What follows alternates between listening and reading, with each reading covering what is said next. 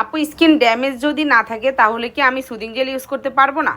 এই যে আমাদের সুদিং জেলটা তোমাদেরকে ফার্স্ট দেখাই। এটা হলো 300 ml একটা সুদিং জেল। এই যে দেখো, এটা আমার নিজের জন্য আজকে আমি নামাইছি, আমার আগেরটা শেষ হয়ে গেছে। আগে এটা আমি ইউজ করতাম, বাট এটা আমার শেষ। এখন আমি এটার জন্যই তো অপেক্ষায় ছিলাম। এটা আমার খুবই ফেভারিট একটা সুদিং জেল এবং আমার খুবই পছন্দের একটা সুদিং জেল। এই যে দেখো, এটা হলো মালটা সুদিং জেল। জাস্ট কালারটা দেখছো? এই যে দেখো, পুরাটাই মালটা, ঠিক আছে? এই যে আমি তো তোমাদেরকে নিয়ে দেখাচ্ছি যে পুরাটাই মালটা, ঠিক আছে?